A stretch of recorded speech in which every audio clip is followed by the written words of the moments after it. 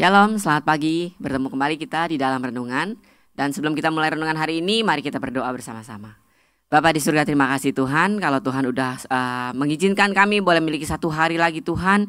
Di dalam berkat kasih karunia-Mu Bapa, kami boleh bangun pagi dengan tubuh yang sehat segar untuk memulai setiap aktivitas kami Tuhan. Dan Tuhan izinkan kami boleh duduk mendengarkan firman-Mu sebentar sebelum kami beraktivitas. Sehingga firman ini boleh menjadi bekal Bapak dalam kehidupan kami dan boleh menjadi pengingat Bapak untuk kami di dalam aktivitas kami Tuhan. Terima kasih Bapak, izinkan kami boleh hidup berkenan kepada Engkau pada hari ini. Haleluya Yesus, amin. Ya, shalom rekan-rekan sekerja Allah. Hari ini bersama saya lagi kita dalam renungan dan saya akan memberi judul renungan saya, Masihkah Kamu Peduli? Do you still care? Masihkah kamu peduli? Saudara,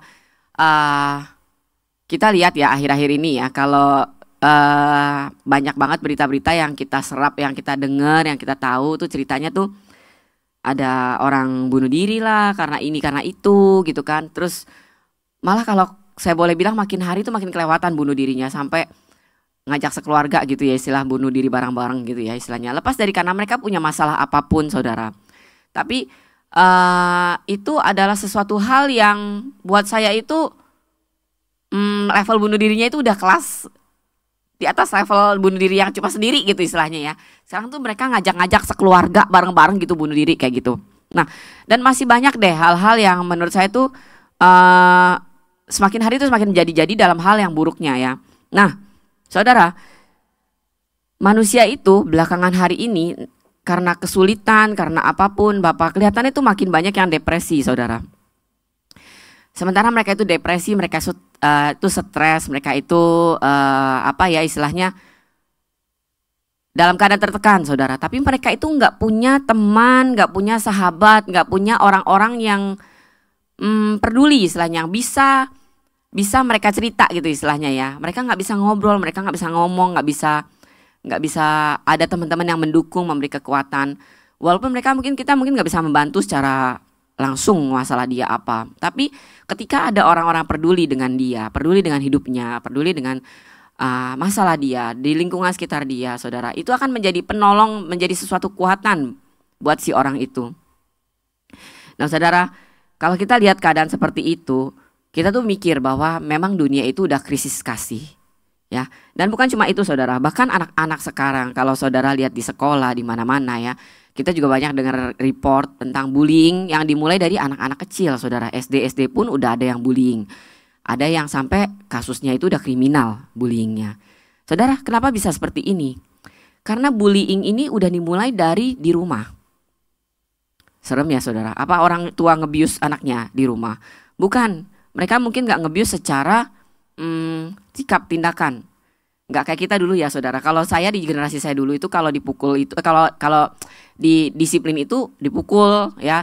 Zaman mama saya malah dulu katanya direndam di dalam gentong air. Wah itu serem banget saudara untuk anak gitu kan. Nah anak-anak sekarang, orang tua sekarang mereka nggak begitu, nggak pakai fisik, tapi mereka lewat kata-kata. Sehingga si anak itu menjadi punya mental yang loser ya, karena dia sendiri nggak merasakan dia mendapatkan dukungan kasih dari orang tuanya.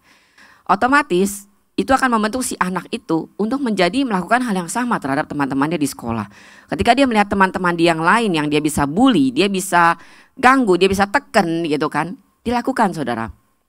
Kenapa? Karena dia nggak mendapatkan sosok kasih yang dia bisa contoh di dalam keluarganya. Ya, nah ketika apa yang di dalam keluarganya itu dia nggak dapat, otomatis dia akan berikan keluar sama seperti yang dia tahu, ya kan? Nah akhirnya bullying itu terjadi. Anak saya kan masih TK ya saudara. Satu hari dia pernah cerita sama saya waktu dia baru masuk TKA. Dia bilang, Mami di kelas Jojos ada satu anak, dia sebut namanya siapa, itu aneh banget Mami. Nggak bisa diem katanya. Loncat-loncat, teriak-teriak dia bilang gitu di kelas. Sampai ibu guru nggak bisa fokus, nggak bisa konsen, nggak bisa ngajar dia bilang gitu, cariin anak itu terus dia bilang gitu. Nah terus waktu dia cerita saya ngerti, berarti di kelas dia itu ada anak-anak yang punya special case ya saudara. Ya kasus spesial, entah dia itu mungkin hiperaktif atau dia itu mungkin ya apalah segala macam ya, ada bukan Down syndrome, ada satu lagi bilangnya apalah gitu, saya lupa deh namanya. Pokoknya anak-anak yang tidak berkembang secara sebagaimana mestinya gitu kan. Saya bilang sama anak saya, "Nak, kamu harus temenin anak ini," saya bilang. "Jangan jahatin dia," saya bilang gitu. "Dia mau bisa jadi seperti kalian yang seperti kamu normal," saya bilang itu. "Tapi dia lagi nggak normal," saya bilang gitu. "Tapi dia harus diobatin. Cara ngobatinnya adalah kamu harus berteman dengan dia. Harus ngajak dia ngobrol, ngajak dia main, beri perhatian lebih sama anak ini justru," saya bilang. "Jangan malah kalian tinggalin, kalian kucilin," saya bilang begitu. Nah, saudara, banyak orang-orang di luar sana itu yang punya kasus-kasus yang seperti itu. Dan kita sebagai anak Tuhan, yang kita itu punya Allah yang adalah kasih. Apakah kita masuk salah satu orang yang cuek, yang gak peduli lagi sama sekeliling kita? Atau kita jadi orang yang tetap menebarkan kasih itu buat sekeliling kita, saudara? Itu jadi satu pertanyaan. Kan julukan Allah kita itu adalah, Allah itu kita sendiri itu adalah kasih. Jadi kalau di dalam Allah itu gak ada kasih, kalau kita di dalam anak-anak Allah juga gak punya kasih, berarti kita tuh bukan mengemban atau membawa apa ya bilangnya ya, kita punya pangkat, kita punya status, saudara. Status kita itu masih belum kelihatan gitu, bahwa kita itu adalah kasih. Seharusnya ketika kita diakui sebagai anak-anak Allah yang adalah kasih, maka yang keluar dari kita itu adalah kasih, saudara. Kita harus jadi seperti seorang Samaria yang mengasihi, ya. Nah, sekarang coba deh kita mikir sekarang gitu ya. Kita coba kilas balik, kita coba kalkulasi, kita pikir lagi diri kita sendiri. Apakah kita menjadi orang-orang yang sekarang ini ikut-ikutan gak peduli sama keadaan sekeliling kita?